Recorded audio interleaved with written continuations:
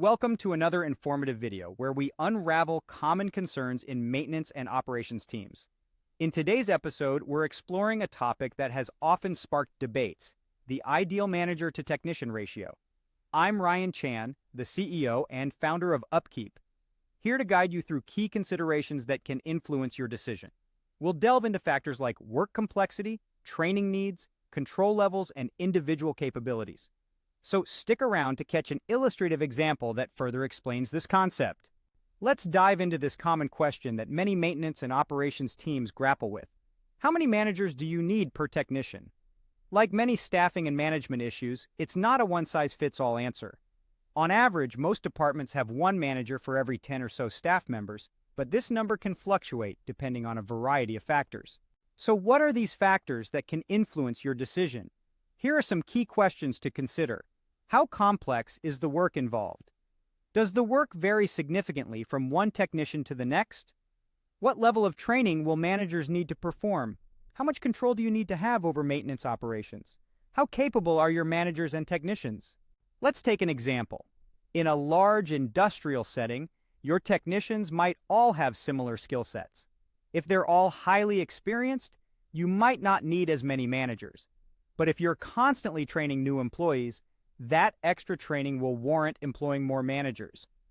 If your setting is experiencing lots of growth, you might need more control. Introducing new assets and procedures means more training, and that means a lower manager-to-technician ratio is better. More control is also needed when the work is particularly complex.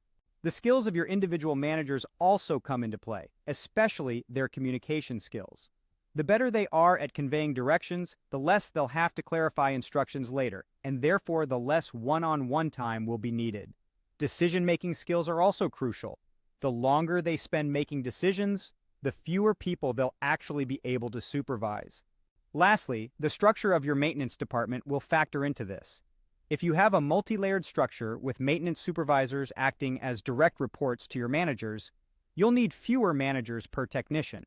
This is because the supervisors take on many of the roles that managers would otherwise have to perform themselves.